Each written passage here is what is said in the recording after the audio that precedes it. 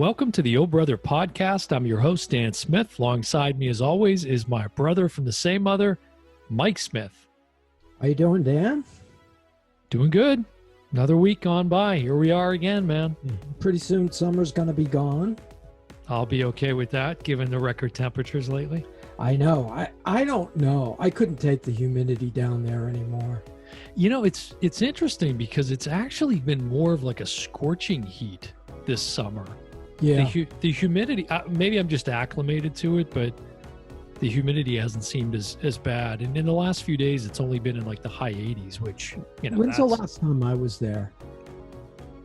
It's been a year and a half, year and a half. No. Last year? I came down for Elvis Costello. Last year, maybe? Yeah, it's less than a year. Okay. It was like June or something. So it's actually just about a year. Was it summertime? Because there was one night we were out at Epcot and it was cold. Yeah, I feel like it was June or July, but I don't remember. Yeah. But speaking of July, it's July 25th, 2020. Right. And R.I.P. Regis Philbin died today. He's out of control. Yeah. Yeah. That was always a great impression for Dana Carvey. But yeah. Yeah, he's he'll be missed. He'll be a legend. Missed. Yeah. Yeah, it seems like every day, there's something in the headlines like that. I was like just recently Robin Williams and yeah, too much bad news. Yeah, too much bad news. But this episode is all kinds of good news. Good news. This is going to be a recurring theme, I think, right? We're probably going to do one of these episodes maybe once a month, I would think. And it's a reboot episode. So today we're talking about an absolute classic, RoboCop. And this is we're going to do these reboot shows probably, like you said, maybe monthly, maybe every other month, because there's so many reboots, and it's a good one to start with because it's a classic.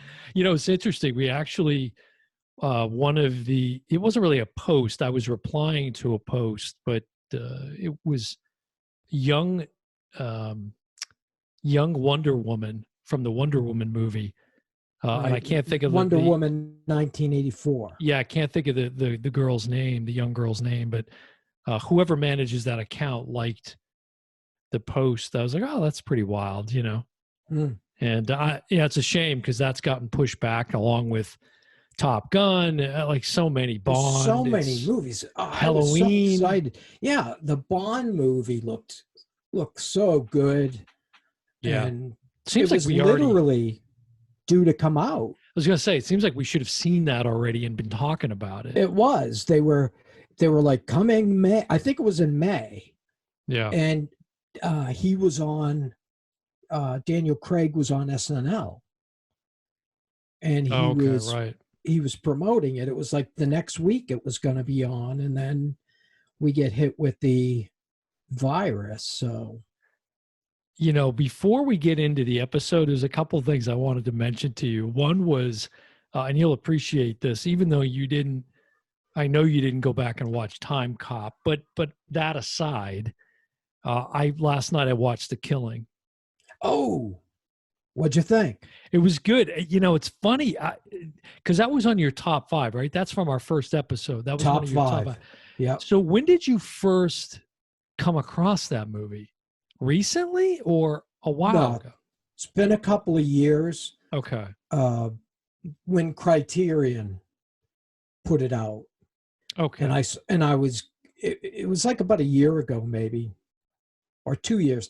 Barnes and Noble, and they have the sale right now. We got to do a show about Criterion, and I'll explain what that is more. Most people that like movies, I'm sure, know what it is, but the Criterion edition came out, and I was going through looking for film noir movies because I liked them so much. And I saw this Stanley Kubrick movie. I'm like, I thought I knew all the Kubrick stuff. And I didn't know this. So well, and he did it with, who was the was it a co-director or I can't think of the name offhand, but there's another name in the credit. It was his first major. Yeah, it's not like a pure Kubrick film. Yeah, There's it was another his name first attached. major one. I Stacy thought, or something like that. Yeah, I have to look that up. But anyways, I was watching it, and you know, it's funny. The first thing that hit me was Sterling Hayden, the main character, as because you were talking about him during that episode we did. And I'm sitting there watching, because I don't think you told me this or said this, but I'm watching it going, wait a second. I know this guy. Yeah. And that long neck is familiar. So, of course, I had to do a quick Wikipedia. I'm like, it's McCloskey from The Godfather. Yeah. And then I just had to totally consume his background. And, he's a Marine. He's a big dude, too. He's 6'5". Yeah, big dude. He got into trouble. He had to live actually, the blacklisting era. There's another show. He ratted on someone. That was like the McCarthy hearings, wasn't it? Yes. Yeah. And he went up and said, he named names. And he hated himself for that. If you see older interviews with him as an old man,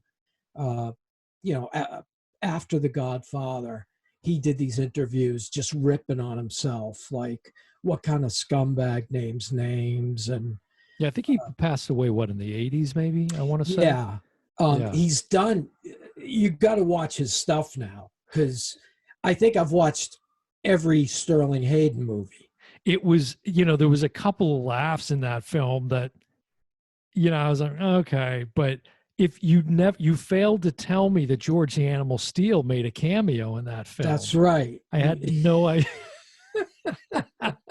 I mean, that was the most ridiculous scene where, one of these guys that he's got involved with the heist of this racetrack. Right. And he's creating a diversion at this bar at the track. Right. And he's like, where is he from? Russia or something? And he whips his shirt off. He looks like George the Animal Steel, for any wrestling fans we have out there. And he takes on about 14 different Keystone cops that are at the. It was so silly. Yeah. So silly. But maybe that's what they were going for. And most of it, you got to think back to security back then. But and I did tell you that. Did you? I did tell you about Sterling Hayden. Oh, yeah. And if you go back and listen, you'll hear me say it. The Godfather reference? Yeah. But the big thing was Sterling Hayden was supposed to be Clint in Jaws. Oh. And they wanted him so bad. He was out of the country at the time on, I think it was tax evasion or something like that. They were literally going to illegally get him into the country somehow, because that's how much they wanted him for Jaws. His killing character had a little bit too much influence on him, I guess. Yeah. But yeah. Look, I've always been a fan of film noir too, so I definitely enjoyed. Probably my favorite shot, I wouldn't say scene, it's the ending, that ending image, the not mise en scene, but I'm thinking of the rule of thirds or whatever, where it's perfectly framed when he realizes the gig is up and those cops, you know what I mean? He's at the airport.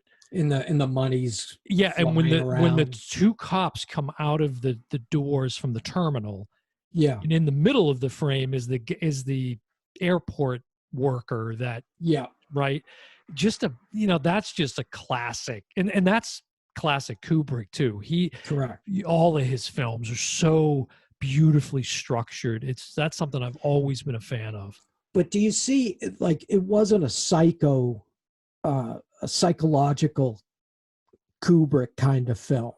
Yeah. If you watch, you haven't seen A Clockwork Orange, but that's a real mind bender. Thanks for pointing that out. And, well, I mean, the last film. Yeah. Eyes Wide Shut. Yep. Which is phenomenal. Man, such a good film. He spent, 2 years on each film he did. That's why he has only, 9 or so films that he did. Yeah, but what a legacy. So Yeah. I thoroughly enjoyed it. The other thing that there was there was some pretty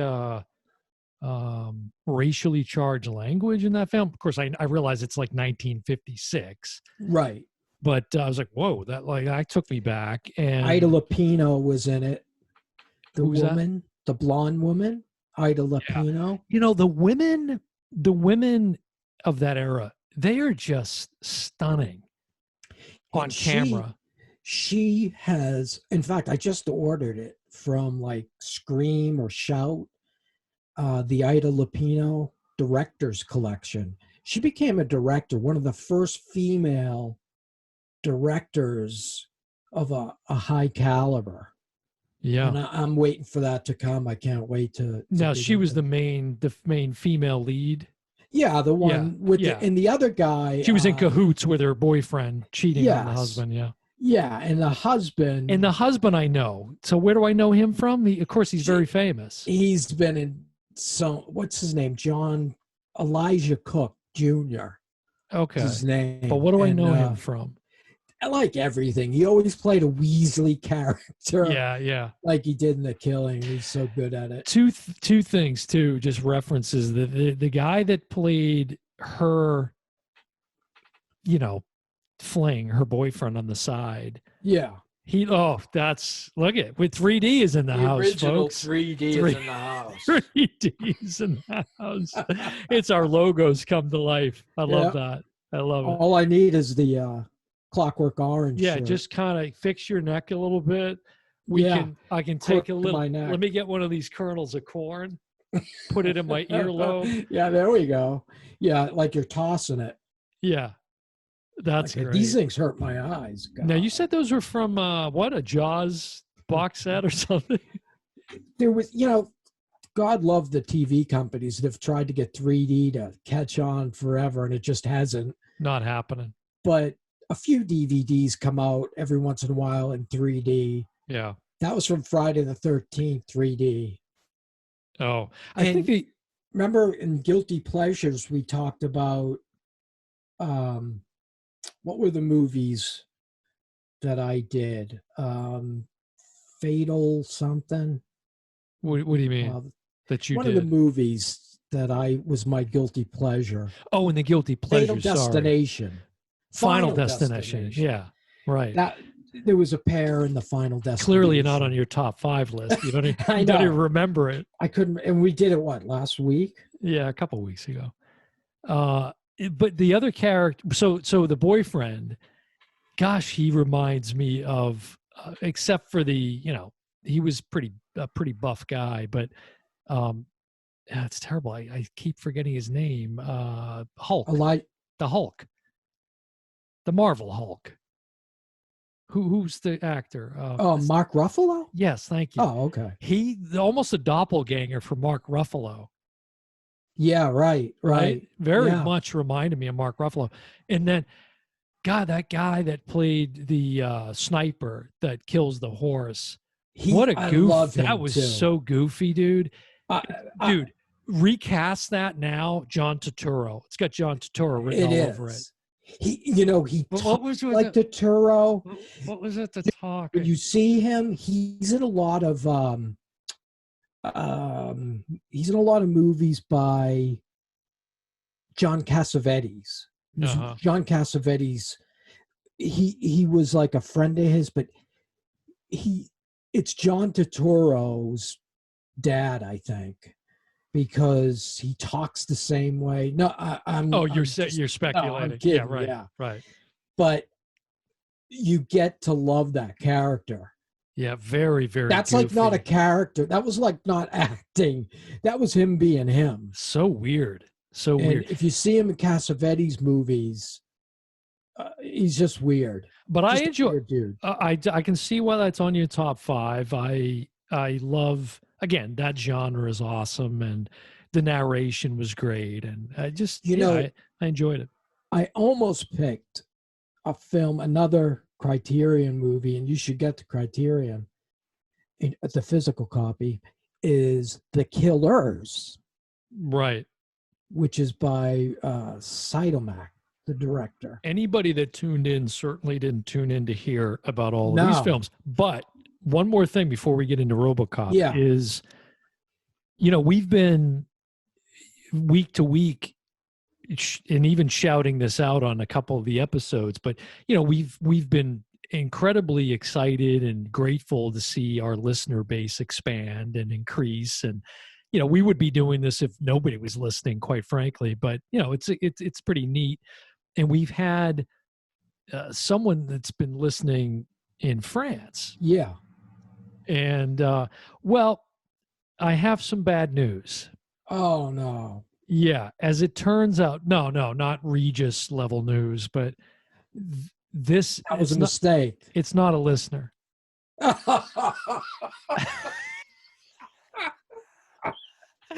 So I'm in a forum. I'm in this group online, and I'm seeing a post that starts to get into, and this person mentions this. I'm not going to say it correctly, but this city in France, right? Cliche or whatever it is, and then other people start commenting in response to the thread, and very quickly someone chimes in and said, "Yeah, we also were excited. We even gave them a shout out on a couple of episodes." Come to find out, according to what they said, it's where Deezer, one of our podcast platforms, is located. And so every time which makes sense, every time they pull an episode in to their feed, it shows up as a listen. So, oh man, I just, you know, we were like begging for them to contact us. I cried a little bit. You know, I needed to take a moment. What about the other? We have other countries like in the UK, and probably not. They're all like bots. Spotify is probably in the United Kingdom. Oh, that's funny. Anyway, so I knew that you'd appreciate that. But look, let's get into the heat of the heart of the matter. Wow, here, that was a lot of some editing to do there. Yeah, you know, you got to love the post-production process. Yeah. So let's talk RoboCop, man. Let's get into this. Now, it was me last week. Let's throw to you. Oh, that's beautiful. It's Criterion. Speaking of Criterion. Now, there's a Criterion edition, the first one I watched. So give us a quick, like, what comes with the Criterion edition, and can you still purchase that? No, this is out of print. You can get it on eBay, but you'll probably pay a few bucks. Yeah. So this is only a DVD release at this point. Yeah, one disc DVD. It has the unrated director's cut for the first time, which is like a minute longer. Okay. Right. Have you seen both? I don't think so. No. It's just more blood. Right. Like the bloody scenes are just bloodier. Wasn't there like 12 or like 15 minutes of footage that ended up on the... No. Not that much. Okay. Well, yeah, there's some deleted scenes. Yeah. Ironically, not on this. But you're just saying the difference between the theatrical release and the director's is... Yeah, like I was like, oh, the director's cut. Cool, this is going to be really... But it's literally less than a minute. Yeah. If you look at the time, they both clock in at like 100 minutes. So what makes the Criterion edition So the Criterion has the unrated. That was the first time. It says unrated director's cut, including excessively violent shots cut from the theatrical release to avoid an X rating. Now you watch it, if you watch the unrated one now, and what did you get? The theatrical cut? I know you have it on digital. Yeah, the theatrical release. Yeah, you'd want to see it, but it's really over the top gory. Yeah, like the shot where he gets his hand shot off by Boddicker.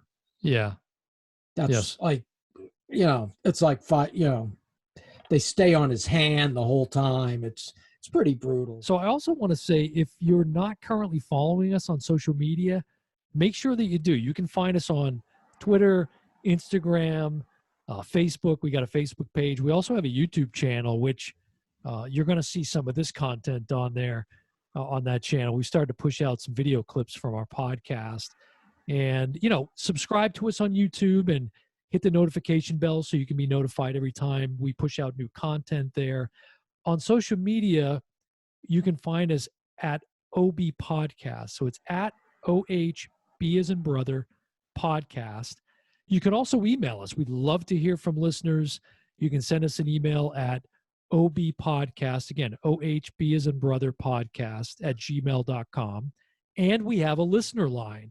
We love when you guys drop us a voicemail, and we'd even, feature it on a future episode perhaps, but you can call us, leave us a message at 407-476-8781. We'd love to hear from you. If you're not following us now, make sure that you get on there and hit that follow and like button. Let's dive into the first one, 1987. Let's set the scene. You kick us off. Let's get into this. Okay, so do you remember where we saw this? Because we saw this one together. Wow. Your memory with some of this stuff is way better than me. Yeah. Because obviously it was up in Massachusetts. Yes. So I don't think we really knew what we were in for when we first saw it. And, people have a real fond memory of this. Did you look it up on your Rotten Tomatoes? No, it's one of the things I didn't do for either film, actually. I don't think I know what that is. Yeah, I did for both. And it's like 90s. Okay. Pretty close, both critics and fans.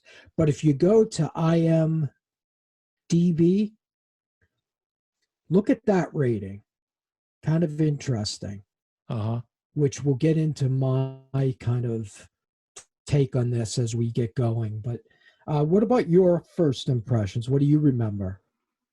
Well, I don't remember, I'll be honest, I don't remember seeing it in the theater, which is crazy because I was 15 at the time. Yeah, so you got in with me. Yeah, right. And, at that, it was a lot easier. Well, it's probably still easy, I suppose. But, we would sneak into films all the time. I can remember seeing Silent Night, Deadly Night. You ever seen that one? For our horror fans, that's a classic. I snuck into that. It's a film I've always loved. And, it was kind of that typical. It was very typical of the times. If you think about films that were out at that point, even another Paul Verhoeven film, Total Recall, stuff like that. Right, that was right. like Sci-fi. Really, yeah. Or some call it cyberpunk, but I've always been a fan of it. And Peter Weller's performance, I thought, was underrated in it, and so it's always been right up there with one of my all-time favorites. I was really excited when we picked this movie. Yeah, you were pumped. I have fond memories, and I also, this is the Arrow edition that just came out. Yeah, this year, and is that is that like a tin? It is a steel book. That's nice. Only because I was impatient. This came out, and they had a much like one with a map and all sorts of extras that was following this one, but I was kind of I didn't really care about the junk. I just wanted to see the movie, and this has a lot more extras than even the Criterion. Now, did you take in a lot of those in leading up to this episode, or I didn't? Yeah, and I'll tell you why.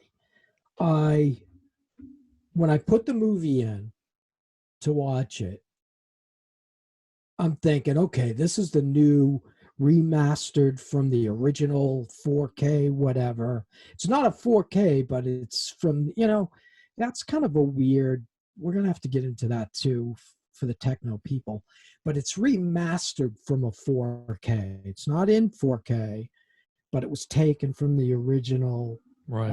Let me see how they describe it.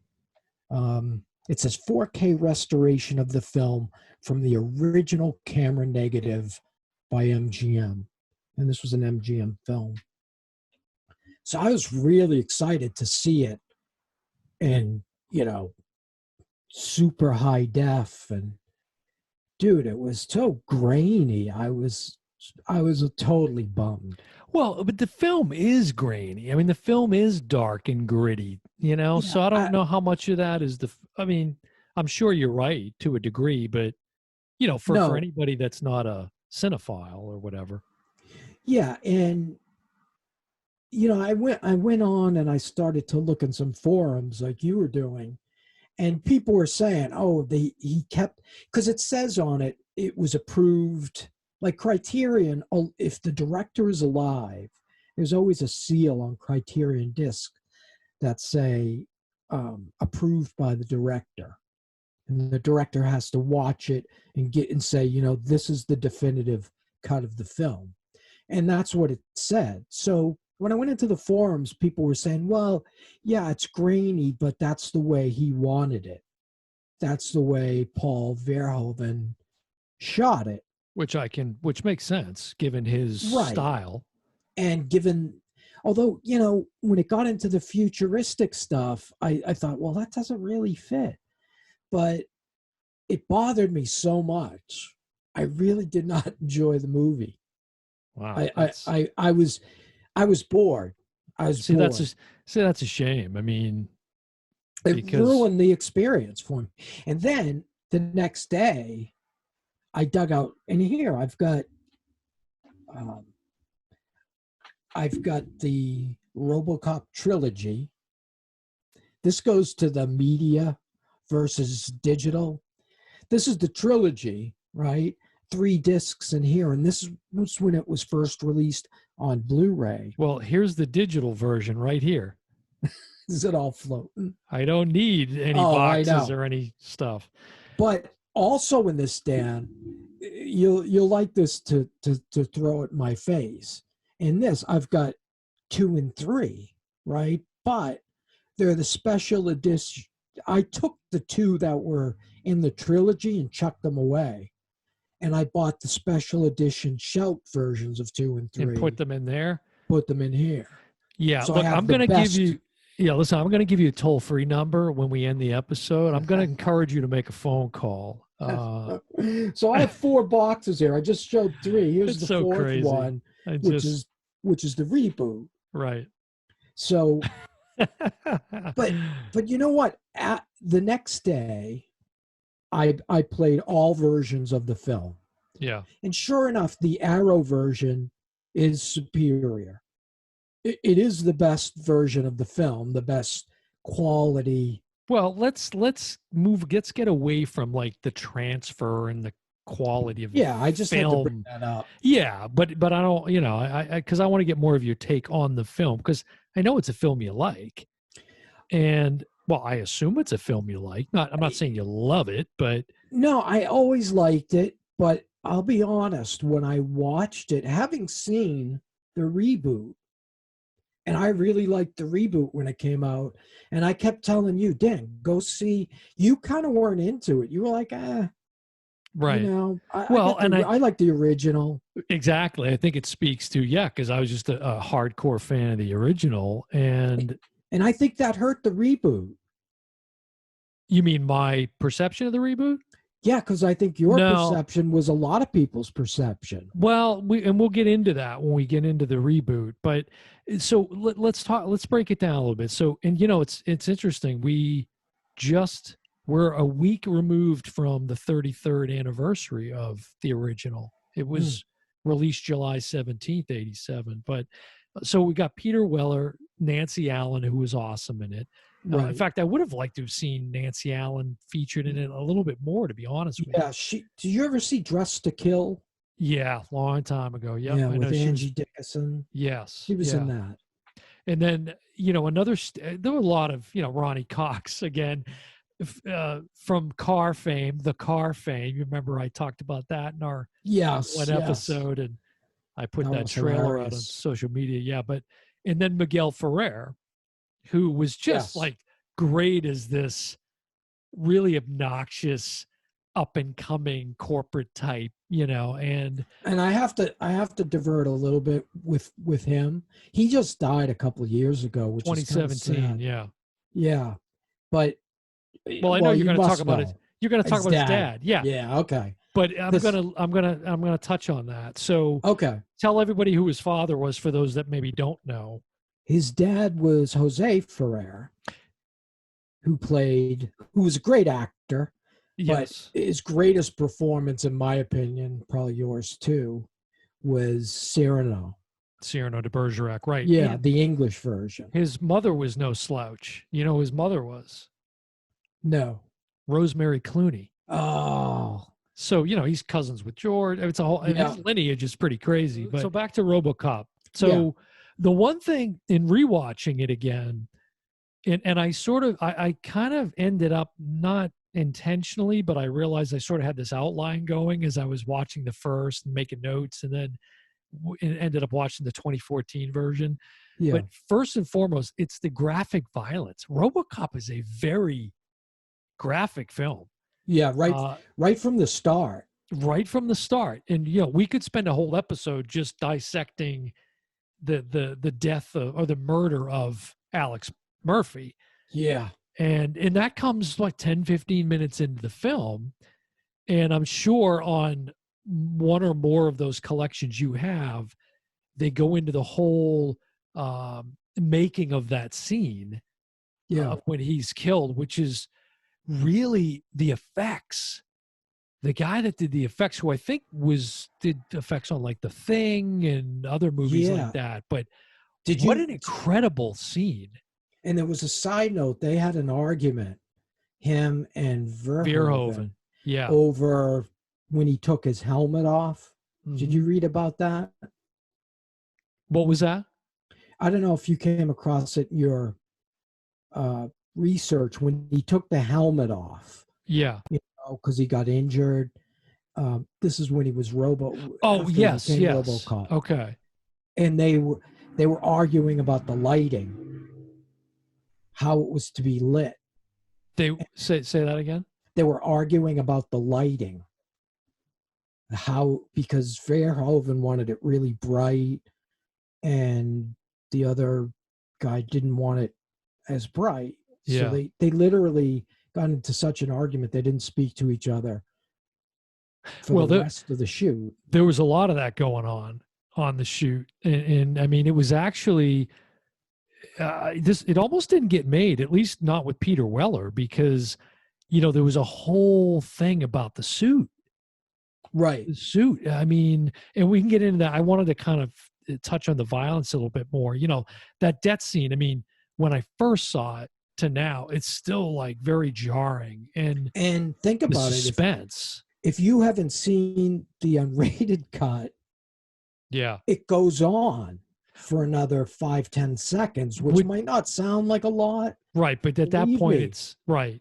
It's gratuitous as it is. You skipped over the first death in the office when it wasn't RoboCop. It was the other, what was the name of the other machines? Because I forget. I knew I was going to forget it. Ed 209, you're thinking of. Ed 209. Right. So when the Ed 209 comes in and it all of a sudden malfunctions and kills the guy. Right. But that is brutal. And back then, it's like Squib City. This guy was laced with so many squibs. Right. And you could always see the sort of the packs, almost like they had a box underneath their shirt. All of a sudden it's like when they put somebody on fire, all of a sudden he gains 50 pounds. That's so true. Thank God for CGI now, but not so much with the fire piece. God love those stunt men and women. But that was kind of but the difference is there's not the emotional impact of that scene, whereas with Murphy, this was actually another great feat of the film is, and there's interviews of Peter Weller talking about this and others, but you're so invested in this guy's character. He's mortally wounded basically 10 to 15 minutes into the film, right? But you're so deeply invested by that point. That's pretty incredible. The guy's only been on screen for a few minutes. Right. Whereas the goof you're talking about in the boardroom, it's like, he's just a goof. We don't really care. He was just somebody to squib up. That's right. But you're right. If you look at it, it's very violent. I mean, and that scene with the unknown guy in the boardroom goes on for an extra 3 seconds. Does it? Yeah. Director's cut. I think they edited that just right. Yeah. So the violence, and then just the like drugs obviously are very prominent in the film. Right. Cocaine was the choice of the day back in the 80s, and The big shootout at the end, the big shootout, right? And in the cocaine factory. very strong language, so it was I mean, the rating was what? It's R rating, I think, but Yeah, but I mentioned the unrated director's cut would have gotten an X. yeah, for sure. They don't even have an X rating anymore unless it's like porno. Yeah, true. But they do have what? It's there's a rating above R. Is it NR? Is that? I know it seems it's like it's like contradictory. Yeah.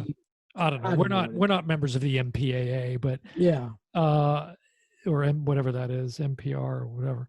But so the violence was the one thing that just kind of strikes you, and just the effects with just that scene of when he takes the bullet in the head that's an amazing special effects feat. The hand, the hand is incredible. Brutal. It's brutal and just very realistic, and I think that's why it's so jarring. If you now, I want you to see the unrated cut because it's even worse. It's even worse. Now, I'd mentioned it almost didn't get off the ground because there was this whole beef about the suit. Weller puts on the suit, and he's losing 3 pounds a day. Yeah, and he can't move, and it's very restrictive. Yeah, they're in Texas. It's the middle of summer. It's super hot, and that creates a lot of tension between him and the director, which ultimately they smooth over. I think, if I'm not mistaken, it was, and maybe you know the name, but this mime actor that he ends up working with to get the movement down, which is so brilliant, the way he moves on camera in this suit. But the recommendation, I believe, was from this mime actor. You have to look it up, right? Yes. And I apologize, I can't think of his name. I'm sure it's in the IMDb credits or somewhere. But he basically says, okay, if there's all the joints of the suit, the elbows, the knees, like all that, cut all of that out, cut all of that padding out or whatever, and expose those areas, which immediately already allowed Weller to start moving more fluidly. But then he ends up learning through training with this mime actor, his movements are actually quite slow. And as Peter Weller has said it in interviews, almost very sort of over-exaggerated and, kind of silly. But if you see on film, it works. It gives it that very robotic, right. And what he did with his head was, I thought, incredible. Correct. Yeah, those movements, the clicking, and exactly. It's awesome. There was also, it also almost didn't get a director. They had trouble. Every big director passed on it. Yeah. And well, they saw the name and they were like, we're good. And they passed. Yeah. Even Verhoeven originally, he read like 5 pages. The studios were passing too. It wasn't until Orion came in and rolled the dice on it. Yeah. That got it made. Now, what about the technology in the film? Again, it's 87. Right. I was kind of, it was interesting to see. I mentioned this before, maybe in the Back to the Future episode we did, but some of the use of their vision of what some of the future technology would have been with like facial recognition and GPS. I know there was a couple of scenes with, like how Boddicker is following him and tracking him. And well, that's like when they, how it was kind of cool when they would show the view, like the point of view of RoboCop. Yeah. And it would be like almost an infrared. In his like targeting system and stuff. Exactly. He used nude actors for that, to get that look of the, right. You know what I'm talking about? Like if you're going through an X-ray machine. Correct. Exactly. Yes. Yeah. So that's how we got that look. And also ultimately, just before you get off the suit issue, ultimately they installed an air conditioner in the suit. Oh, I didn't know that because I've seen clips where they're actually shooting air conditioning on him. Yeah. I didn't know they built one in the suit. Yeah, there was one built into the suit because he was losing 3 pounds a day. Yeah. And so that, I guess made it instantly more comfortable. But there are a lot of shots. Like anytime he's in the car, you never see him enter or exit. And if he's in the car, he's only wearing the top part of the suit. Well, there's one scene where, the mayor, or not the mayor is being held hostage by, I don't know what the guy was. He was a businessman or something. Remember up in the building, and RoboCop shows up on scene and goes up, and in fact, what you're just talking about, he uses that heat-seeking kind of, Yes. right, the heat Yeah. vision or whatever, Yes. thermal vision, I guess you'd say, and but he gets out of the car in that scene, and it is very kind of goofy looking when you see it. It's only Yeah. for like a second. But I probably missed it. yeah, but that's one where it's full because it's from a distance and you see him getting out, Right. and it's kind of bizarre. It's Why kinda you funny. can kind of tell. Yeah, you can tell. And there's some other shots in there with the suit. I don't know if you picked up on it. I even freeze framed it and took some shots. I haven't sent them to you yet, but where he falls back, I think this is when he's maybe in another battle with Ed 209 later in the film. Yeah. But he's wearing, you can see he's wearing sneakers. They cut out the bottom of the foot, Oh, that's funny. and he's wearing like Reeboks or something, which is pretty Yeah. cool. You got to send that to me. I will. It's this you were mentioning Rotten Tomatoes earlier, and Yeah. it was funny. I saw an article from Rotten Tomatoes. I actually shared it out on social media about the 100. It was the 100 most rotten films on Rotten Tomatoes. Right? They have the worst scores on Rotten Tomatoes, and RoboCop 3 is on that list. Oh, I'm not surprised. Yeah, no surprise, but I just thought that was kind of an interesting. You should see the drop off from RoboCop 1 and RoboCop 2, which brought back Peter Weller and Nancy Allen. Yeah. Totally, totally flopped part 2. Right. Well, of course it's easy to say in retrospect, but it should have just, they made RoboCop. It was a great film. Leave it at that. Leave it alone. But again, I get you trying to reach for the money to grab. Right. It made a lot of money. It made a lot of money, and they knew the second one was going to. I didn't look at the financials, but I'm sure the second one made a bunch. The third one probably not, because it was so horrific.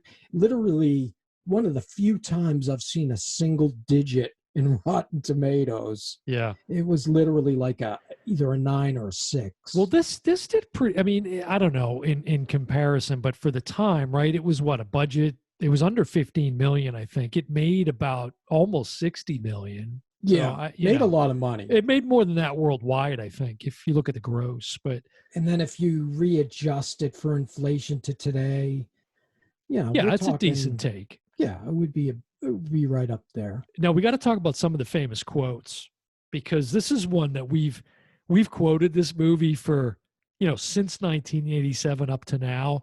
One of our famous lines. I effing love that guy. Right. When Ferrer has that famous line, but when he's looking right into the screen. Yeah, and I'd buy that for $1. That reoccurring, bitches leave, which is a classic Boddicker line when he comes in to kill Morton, right? Bob Morton. Right. And, the obvious dead or alive, you're coming with me, you stay out of trouble. One of the lesser known lines I always get a laugh out of is when I mentioned the scene where the mayor's being held hostage and the SWAT team is there. Right. To negotiate. He's yelling out all sorts of crazy stuff. Well, the lead SWAT guy that's trying to negotiate. Yeah, you want a car? We'll get you a car. We'll get you. I want the SUX 6000 or whatever. But then he says, if you let the mayor go, we'll even throw in a Blaupunk. How about the 6000 SUX? Yeah. Okay, sure.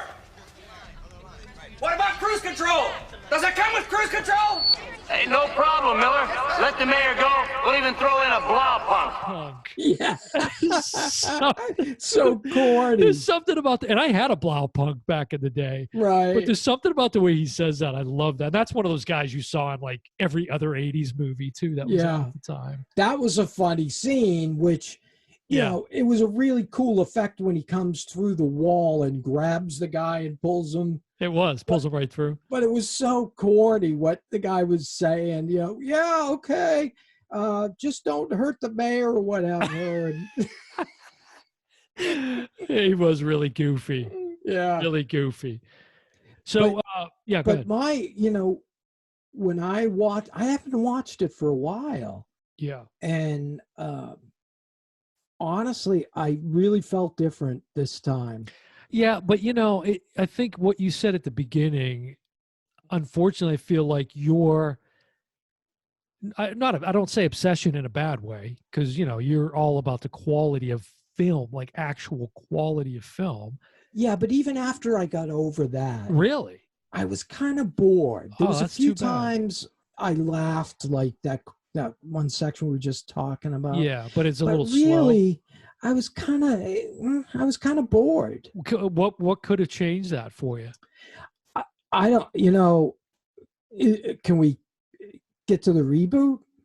Is this a good time to transition? Well, yeah, let me just mention this, because I think you might find this interesting. Two quick things. First of all, can we talk about Ronnie Cox's death and how ridiculously awful that special effect is? When his arms, nuke? when he gets he gets run over. No, Ronnie Cox. Oh, okay. When he gets, you know, he flies out the window. Oh, right. And he's got these arms that are like 14 feet long. Yeah. And the face is just not right. It's one of the worst special effects I've ever seen. Yeah, that was horrible. And the other thing that bothered me in the film was Ed 209. And I know it was, I guess, intentional, but I know what you're going to talking about. It's two things. When Ed, the crying like a baby when he falls, like all of a sudden Ed 209's a little kid. Man, I can't get up. Right. But when RoboCop comes back and confronts him again and blows him away, that little foot flutter. Yeah. Right, that he has. Yeah. You know what I'm talking about? Yeah. Am I wrong? I'm going to go on a limb here and say that The Mandalorian, the great series on Disney Plus, The Mandalorian, paid homage to that scene in RoboCop. I'm going to tell you why. Episode 4 of The Mandalorian, for those of you that watched, if you haven't seen The Mandalorian, you'd like immediately go and binge that. It's really good. It's like a movie every week. It's incredible. Episode 4, The Sanctuary, which was the episode directed by Bryce Dallas Howard. Right. Do you remember the ATST coming through the woods? Yes. And he stops at the water and he does the little with the foot to test it. Go back and watch that. It's very sort of Ed 209-ish, you know. Yeah, I think you're right. You know, probably just a coincidence, yeah. And it did. That was a terrible effect when it fell down the stairs and it was flailing. I hated it. It just looked stupid. I hate it. Yeah, it's great special effect in the sense that, you know, with the stop motion and the puppetry and, you know, when you realize the scale of Ed 209 was like this big. I mean, right. But it just, that I didn't like. Like. So, all right. So that enough about that. Yeah. Let's jump into the reboot. 2014, we're jumping ahead to the future. That's nice. Now, when I watched this, right, I loved it. I was like, honestly, I'm trying to think as we do these reboot series, I'm not sure there's a better reboot than this. Well, and in what sense? Because I'm going to tell you right now, it's not a better movie. It's not. I think it is. And I can pick it apart all day long. I'm dying this because I think it's more exciting. No. I think there's a lot more background detail. Wow. Gary Oldman's character plays a lot. No, there's definitely some good points, but we can cut to the chase. At the end of the day, RoboCop, the original, is going to win out for me. But why? Well, right off the bat. So what I did was I basically, because I did watch them in order, I basically took the notes that I had for the original and laid them over the reboot. And thought, okay, let me kind of do a compare and contrast in that sense. So the first thing was the look, not that I'm watching a movie for the violence or the graphic nature or anything, but specifically, okay, we already talked about how Murphy's death in RoboCop 1 is, if you don't remember anything from the original, that's a scene that everybody remembers. Right from the original. Just as I said, not only the graphic nature of it, but the emotional aspect of that, because you're already so vested in that character. For me, in the reboot, the car bomb death, it fell flat. And I've seen it twice. I've watched it twice before this episode, which would be my third time now seeing the film. It just fell flat for me. I think, yeah, you can say in both movies, we see it coming. We know what's about to happen, or something really bad's about to happen to this character. But I think it's because I didn't have the same emotional investment in the character of Murphy in the reboot. And I'm sorry, that's such an iconic film from the original. They needed to get it right with the reboot, in my opinion. That didn't bother me at all. Yeah. And I thought everything else they did better. The effects were better. The futuristic stuff was better. The directing was way better. Well, the effects are incredible. The technology's awesome. The look of the film, all that stuff is fantastic. And you know what I found, and they're constantly paying homage to everything from the, I'll buy that for $1 or whatever, said by Jackie Earl Haley, Bad News Boys fame. Bad News Bears, yeah. That's right. He also was Freddy Krueger in the Freddy Krueger reboot. Yeah. Which was a horrible reboot. But he's got actually a heck of a filmography. Yeah, but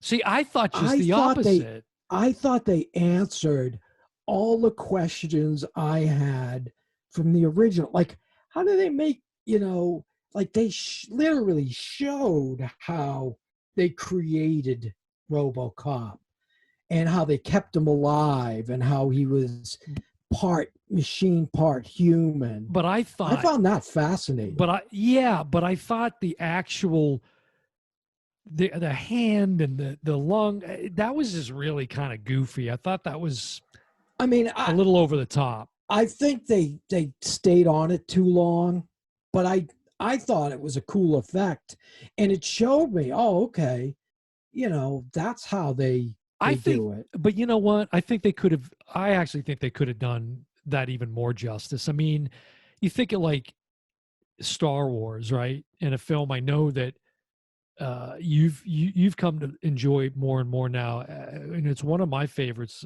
of that series, which is Episode 3, Revenge of the Sith. Right. And even Rogue One, the Darth Vader reveal, the way that comes together, like I just think, okay, there's a very cool scene, right, where that wounded guy in that rehab hospital is, I guess it's Omnicore. The hands where he's playing the guitar. Yeah. And he's got the robotic hands. That was pretty cool. I thought that was a good scene. That was a pretty nice effect. But to your point, I would have liked to have seen even more lead up to how they crafted the suit and came up with the different robotics, and they probably could have focused on that a little bit more. But it was awesome. It was, but it was 10 times more than, in the original. It went from, hey, I've got this idea, the guy, Bob Morton hosing in to like steal a thunder. Yeah.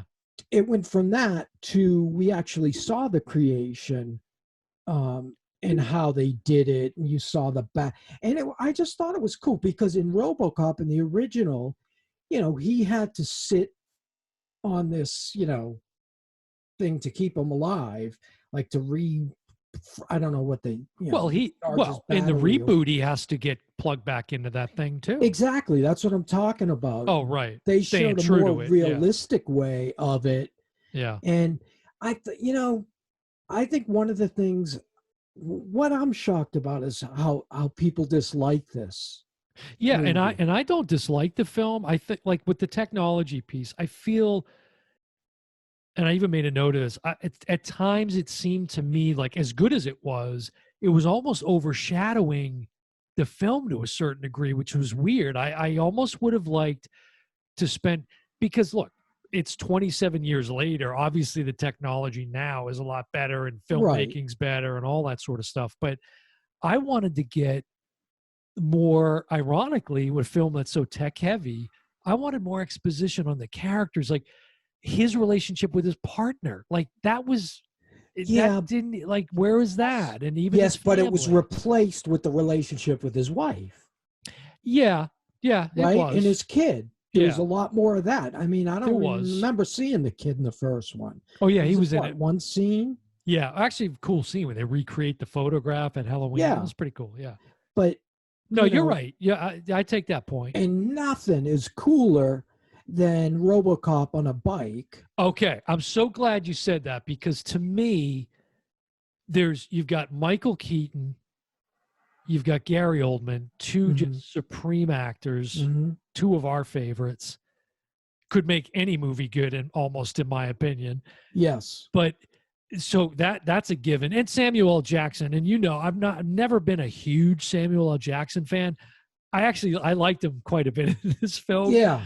His character. Except the end, it's funny because at the end he went full on Fox News. Well, and at the end he went full on Pulp Fiction too. Yes. It was kind of funny for a laugh, but I liked his character throughout, actually. But the RoboCycle, I don't know, is that what we call it? Can I call it the RoboCycle? I don't know, but it's cool. It is very cool, but it just comes out of nowhere. There's no introduction of the RoboCycle at all. It's just all of a sudden he's on a motorcycle. So, like, you know what I mean? Think about it. With the technology, I would have liked to have seen, even if it's just like a 5-minute clip. Yeah, but what are they going to show him? Chink, chink, chink. Well, how does this robot? Okay, give me this. Let me see that Alex Murphy knows how to ride a motorcycle. We don't even see that in the film. So it just was weird, out of left field, that he's all I of a just sudden thought it was cool. And then the way they redid the final scene, the shootout where he was killing all yeah, that was pretty good. One thing that shot for shot type thing. Yeah, one thing that was a hiccup for me was, and you haven't seen here's another remake within a remake, Battlestar Galactica. You probably never watched a show. The originals I did. Oh yeah. Oh, okay. So you saw the originals. Oh yeah.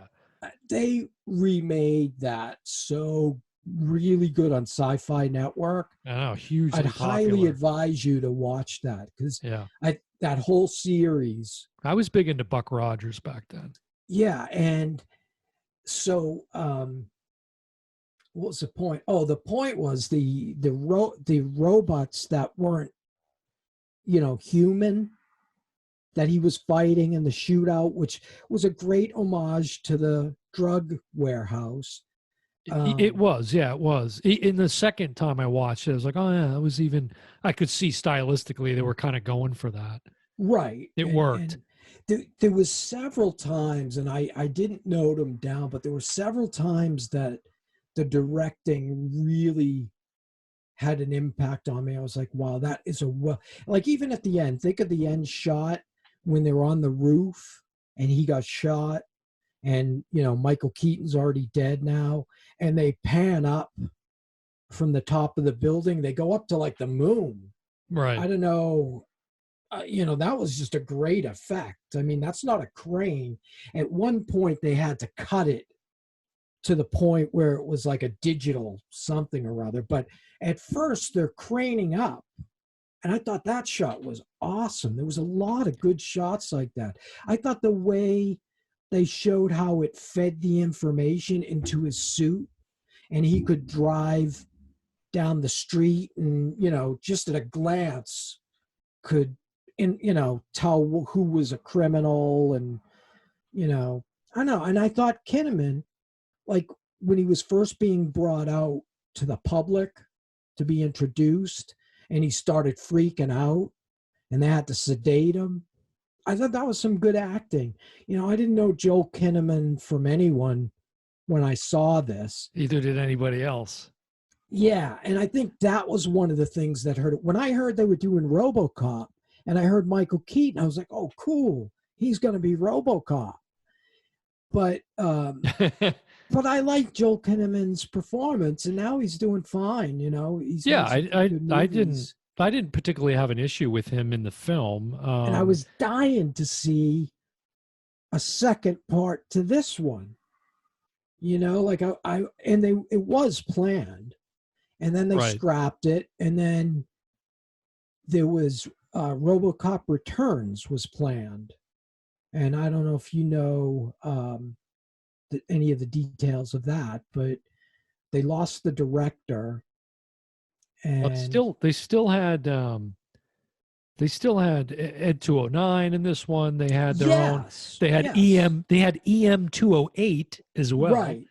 I thought there was one thing at the beginning. I thought it was a little bit like when they went to Tehran, and they were using the vest bombers there, the human bombs. I thought that was a little too racist in the beginning. Yeah. Well, again, I think like sign of the times. If you think of what's going on at that, 2014, kind of like with 87, I thought of that. As typical of those movies. Remember this spoof on like a battleship game? It was called Nukem in the original RoboCop. Right, that's right. The whole Cold War thing and all that. Another thing, I wish this scene had been actually longer. Was again related to the technology. Was the night vision sequence? I thought was really cool. Yeah. And when, the Antoine Vallon, a villain who's in the film about 5 minutes, which some people heavily criticize that fact. That's true. But you come to realize he's not really the villain in the film. It's Michael Keaton. Correct. It's Michael Keaton. So that didn't bother me because I'm like, this guy's a throwaway villain. He's a diversion, really. Right. And but that sequence is very cool with the night vision. I really enjoyed that. Yes, I just thought overall, I thought the reboot was way more exciting, and maybe it's because technology caught up to what this should be. Well, and I think that's why for me it's hard to, I'll always have a special place for the original. It's hard to. But as reboots go, this is a decent film, but the original is still going to be. It's going to win out. For me, I would go like if I have to sit down and you say, okay, we're going to watch RoboCop. Which one? I would pick the new one. No way. You're telling me again with the Murphy death alone. Yeah. How do you give that up? Because of all the other stuff is just way more exciting to me. Weller's performance in that scene at the end when the helmet comes off, as you talked about earlier. Yeah. The controversy with that, and him and Nancy Allen, where, his voice kind of changes and it's a great dramatic piece there where he says something about, I can feel them, but I can't remember them, talking about his wife and his kid. And, But I thought they had that in the new one. There was some good emotional beats. Abby Cornish, is very good in it. And, but some of it just moved a little too quick for me, I think. I love what? They got to some of the stuff a little too quickly for me. See, I thought it was timed. I thought the reboot was longer. Yeah, I think it is. I think it is. The original's 100 minutes. Right, and this is closer to 2 hours. Yeah, this is like almost 117. Right. So I thought that was just about right. I thought if it went on any longer, I would have been bored. Yeah, for me, I wanted to see more RoboCycle, honestly. That thing was...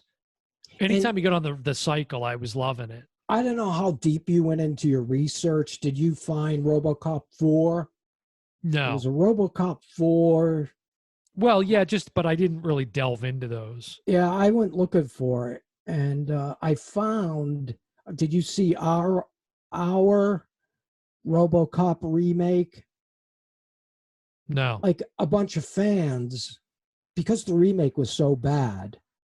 I mean, the sequel. The second one? Yeah, it was Okay. so bad. Fans said, okay, we're going to do a fan made. And I sat down to watch that last night. And I was like, okay, it says it starts out with 40 filmmakers, some amateur, some professional. I'm like, okay.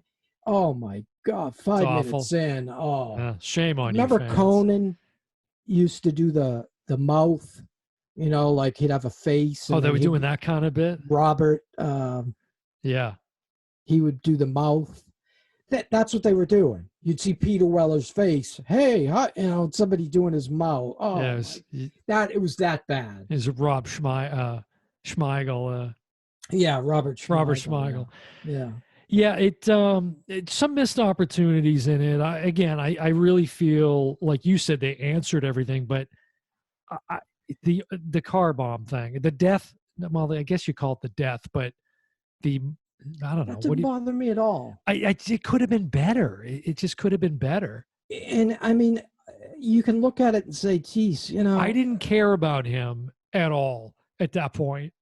Whereas in the other one, I did. And I don't know if it's because, you think about Alex Murphy in the original, he comes in, he's pretty much a do-gooder kind of cop coming in. He's new to the precinct. Well, yeah, he's coming from the South Side or something, and right, and they're bringing him into basically hell here, and he's basically a guy that does things by the book, and I don't know. It's amazing to me again that within that short period of time, they created, they built that character up in such a way that.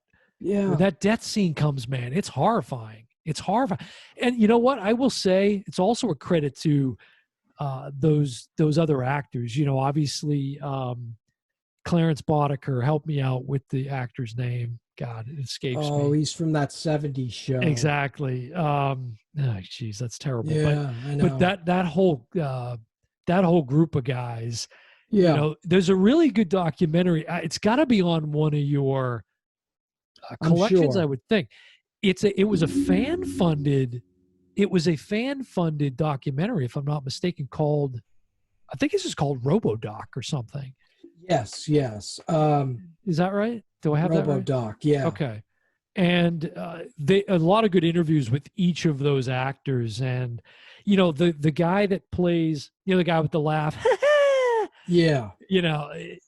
But the way they talk about what they brought to each of those characters and the way that Verhoeven just kind of let them, do what they wanted, it's pretty interesting. They all put a little sort of spin on. Yeah, I don't see the RoboDoc. I mean, there's tons, and this new release, there's tons. There's so much I can't really. Maybe because it was a fan.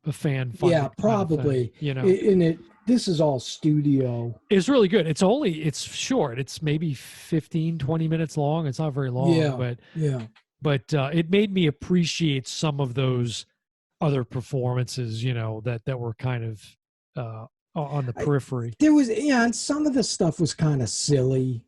Like that, with the toxic SUX waste 2000 and the toxic waste death. Yeah, that was silly. But I thought you would jump on the new one.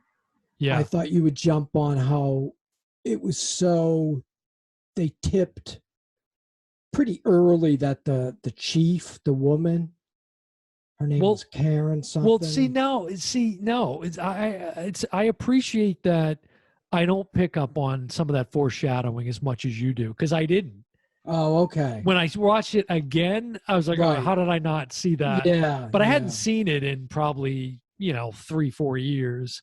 Yeah. And, but God, man, I just can't get enough of Michael Keaton, especially as a bad guy. He's just so good in those kind of roles. And Oldman really invests in this character. When the whole scene for me where he's trying to stop him from taking off and getting on the bike, and Oldman's just on the other thing, and again, going to the directing, I And effing love that guy. The beginning sequence when he freaks out. He wakes up, he freaks out. I thought Kinnaman did a great job. And then he's in this warehouse and he kind of breaks loose and Oldman's like, let him run. Just let him run. And he's running through this and you see a bunch of Asian actors. And, I still wasn't really tipped off to, what was going on. And then he does that leap, which, makes sense. I mean, he has kind of like this. We just accept that he knows he can leap, I guess. Well, it's just part of the suit. Like, right. They get into that. Yeah. One of the women gets into it saying, no, it's not. He doesn't really know. He thinks he's in control. He's along for the ride. Right. Exactly. That was a Gary Oldman line. But then he jumps and he's in. And he does the famous superhero landing too. That's right. That classic the Wonder Woman. The Wonder Woman landing. Yeah. Every Captain Marvel. I mean, you name it. Superman. Exactly. All of them do it. Black Widow. They all do it. So he does and then he's running through these rice fields. Yes. And then Gary Oldman shut him down. And he just kind of falls. Right. I just thought that sequence was great. It was cool. No, it was good. And I, they both too had little bits, not like just the right amount of humor, if you want to call it that, right? There was a couple of light moments, lesser in the reboot, certainly. I think there was a little bit more in the original, but yes, it just seemed to work in both films. Like when when he's got Jackie, what is it, Jackie Earl Haley? Yes. Right?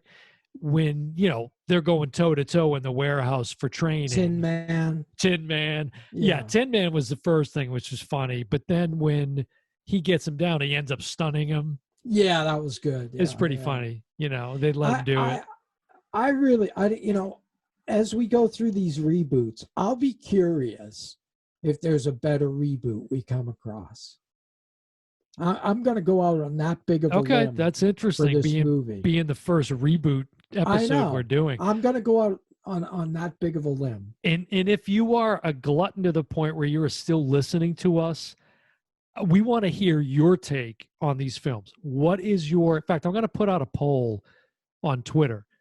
And we're going to ask. I already know what that's going to be. We're going to ask, is it RoboCop the original or RoboCop 2014? It's going to be lopsided. Well, I don't know. Maybe not after hearing this. Maybe you've made a persuasive enough argument. I don't know. Being the speech professor that you are, it's possible. But listen, it's not for me, it's not I know I've said it, but which one's better? They're both really good films. I have a certain affinity for the original. I think there's something about that particular time and films of that time. And Peter Weller, he's RoboCop, man. He's RoboCop. And the other thing, we talk about the money. The new one made a bunch of money. At first, in the U.S. Not in the U.S., it didn't. No, it about broke even. Maybe a little under. Yeah, maybe a little under. But then it went overseas. Right. It's made over 200 million, I think. Yeah. And it like tripled the amount of money it made. And I think they weren't, because, other countries weren't looking at it nostalgically.